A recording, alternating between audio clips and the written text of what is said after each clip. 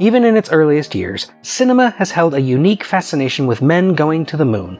One of the most iconic images from the nascent years of the art is that single shot from Georges Méliès's A Trip to the Moon, with the rocket stuck in the moon's eye. The first film to ever be based on a science fiction novel was 1919's adaptation of H.G. Wells' own The First Men in the Moon. And even today, decades after such fantasies have become reality, we still make movies about the journey, though now they tend to be historical dramas instead of speculative works of science fiction. It's no surprise, therefore, that when the Hungarian-American filmmaker George Pal decided to make what he considered to be the first serious attempt at a science fiction film, he chose as his subject a manned mission to the moon. Pal had a tentative contract to make 2 films for independent film studio Eagle Lion Films, on which he'd staked his entire career in live-action filmmaking. He was known at the time as a puppeteer and animator who had done work for Paramount Pictures. He had earned an honorary Oscar for his pioneering techniques, but he wanted to do more with his career. The first film he produced for Eagle Lion, called The Great Rupert, was designed around his strengths, a live-action romantic comedy about a squirrel named Rupert, which was a stop-motion puppet he designed. The film starred Jimmy Durante and Terry Moore and was directed by Irving Peichel. Despite earning something of a cult status in recent years, The Great Rupert was a miserable financial flop, and if Pal's second film performed the same way, his career as a film producer would never have gotten off the ground. Still, Pal was confident that the world was ready for an accurate science fiction film, and he again hired Irving Peichel to direct what would eventually be known as Destination Moon.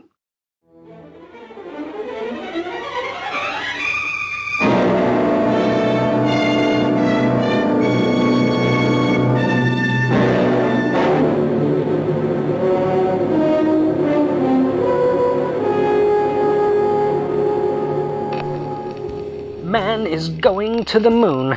It's not a question of when, it's a question of who gets there first.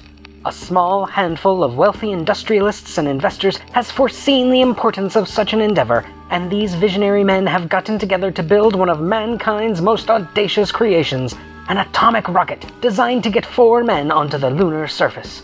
But with potential saboteurs at their heels, skeptics giggling at their backs, and the US government breathing down their necks, they must work quickly to make it there in time.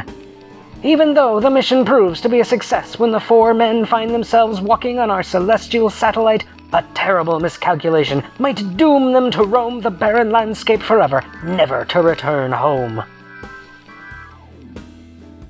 Eagle Lion and Pal co-funded the project for a total of around $600,000, which was a lot of money for an independent film, but a fairly low budget for the kind of special effects heavy spectacle Pal envisioned.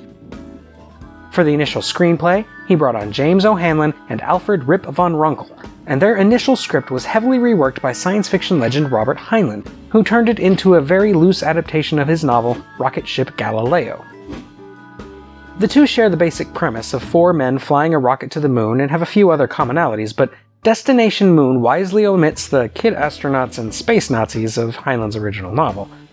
There are also similarities to Heinlein's subsequent The Man Who Sold the Moon, but given that he published that after Destination Moon premiered, it's difficult to say which inspired which. Heinlein also served as the film's technical advisor, and he, Pal, and Peichel all strove to make the film as realistic as possible, to imagine what it would really be like to send men to the moon. The filmmakers also consulted one of the grandfathers of modern rocketry, Hermann Oberth, who also served as Fritz Lang's technical advisor on Die Frau im Mond, another attempt at serious science fiction that dealt with similar subject matter. Modern audiences who can read about missions to the moon in history books might have a hard time understanding what's so special about Destination Moon. It tells a fairly basic story that isn't too far off from how space travel generally works. However, audiences in 1950 weren't readily familiar with many concepts the space age would later teach us, things like the realities of zero gravity and the unintuitive physics of spaceflight, so the simple situations and problems presented in Destination Moon were largely new and alien to them. Perhaps the film's most famous advocate for treating the subject matter with adult sobriety was a children's cartoon character, Woody Woodpecker. Ever since George Pal emigrated from Hungary during World War II, he had been good friends with Woody's creator, Walter Lantz. As a sign of friendship and as something of a good luck charm, Pal tried to get Woody into each of his films. Woody's extended cameo in Destination Moon, in which he is used to demonstrate the principles of a moon flight to a group of investors, was so popular, it was eventually used by NASA when the Apollo missions were getting off the ground. This was nearly 20 years before that happened, though, And the film accurately predicted so much of what the future held, it's frankly astounding in hindsight. It saw the technological, nationalistic, economic, and scientific benefits of going to the moon, and it didn't shy away from the enormous challenges inherent in such an endeavor. It did get a few of the basics wrong, like using an atomic-powered rocket and the idea of private industry being the catalyst, but to focus on its failures is to ignore the far greater achievements of Heinlein's futurism. Even the fact that it correctly foresaw the coming space race when nobody else had even conceived of it is a testament to the far-sightedness of its vision. Another technical advisor on staff was artist Chesley Bonestell. Bonestell had worked for years as a matte painter in Hollywood, doing work on such films as Citizen Kane and The Magnificent Ambersons. He then morphed his experiences into creating what would later be called space art, fully rendered depictions of astronomical scenery that used a variety of techniques including clay models, panoramic painting, and photographic trickery. Bonestell had always been interested in a certain degree of accuracy in his work, so it was perhaps inevitable that he would be hired for Destination Moon. The biggest matte Bonestell assembled for the film was a 13-foot-long landscape portrait of the lunar surface, which was placed on a large wheel and rotated around a stationary camera. The stars were made to twinkle by way of holes poked into black material that was passed over a series of different lights at different angles. One bit of artistic license Bonestell allowed was the cracked surface itself, which he knew full well was an inaccurate depiction of the moon's regolith. This is one of the only instances of the film deliberately inserting something the filmmakers knew was unrealistic. Despite the film's special effects looking pretty laughable today, they were astonishing at the time, so much so that the film won an Academy Award for them, which is especially notable when you consider the film's low budget. The effects team found simple, practical ways to accomplish complex shots that had never been attempted before. To mimic the G-forces of takeoff, for example, they used flesh-colored tape and fishing wire, and though the resulting effect is pretty exaggerated, it does effectively demonstrate one of the simple realities of getting out of Earth's gravitational pull. That's what Destination Moon truly excels at, and why it is such an important work of science fiction. As a film on its own merits, it's not particularly great. It's at times amateurish and painfully low budget, especially to more modern eyes, and the plot is surprisingly thin on drama or suspense. Peichel's decision to avoid the expressionist trappings of genre films of the era, be they the German influence on horror or the space opera stylings of Flash Gordon that defined sci-fi prior to 1950, makes for surprisingly dull viewing in places, but it helped to give science fiction a certain degree of credibility to which future greats of the genre like Forbidden Planet and 2001: A Space Odyssey owe their success. It also helped American audiences psychologically accept the plausibility of space travel. It is almost too earnest in its constant attempts to convince you to take the idea seriously. If the plot has a central antagonist, it is skepticism over the idea of getting men to the moon, but it had to be in order to help lay the social groundwork for the space age to come.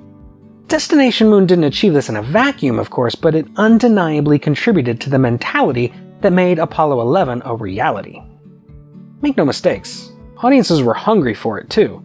Eagle Lion gave the film an enormous marketing push long before its release, and it was featured in magazines like Life and Popular Mechanics alongside an exhaustive radio presence that built anticipation to such a fever pitch, a rival studio rushed out a much cheaper film called Rocket Ship XM to capitalize on the delay in Destination Moon's release. Rocket Ship XM came out about a month before Destination Moon, and despite not doing terribly at the box office, its only lasting legacy today is being the subject of the second season premiere of Mystery Science Theater 3000. However, I must make something clear. I'm wearing a bra. While we're stopped, let me just take a minute to thank my patrons. Their support really makes this channel possible, so please, if you like these videos, consider joining my Patreon to get access to bonus content, vote on future topics, and more. You can also give me a one-time contribution by clicking on the thanks button below.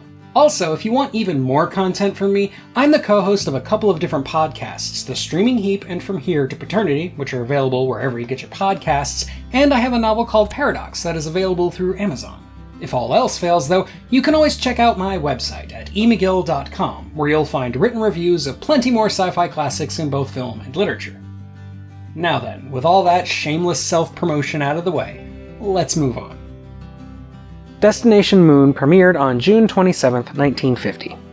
Estimates of its financial earnings vary, but the most frequently cited statistics are that the film made somewhere around $5 million that year, which is nearly 10 times its budget. No matter the exact number, its success was assuredly astronomical, and George Pal would parlay that success into a notable career as one of Hollywood's premier science fiction film producers. Not only did the film give us George Pal's future film catalog, which includes When Worlds Collide, War of the Worlds, and The Time Machine, it also made an indelible mark on the history of film itself. It showed that science fiction can be much more than juvenile genre entertainment, and it proved that such an approach could be a box office success. It's no coincidence that the following year, 1951, would see an explosion of sci-fi classics that would define a decade. Cited by none other than Isaac Asimov as the first intelligent science fiction movie made, Destination Moon is where the golden age of science fiction cinema truly begins. And that's all for today, my fellow Earthlings. If you like what I'm doing here, be sure to leave a like and subscribe to the channel. Until next time, though, this is the Unapologetic Geek, telling you to never be ashamed of what you love, as long as you're not hurting anybody.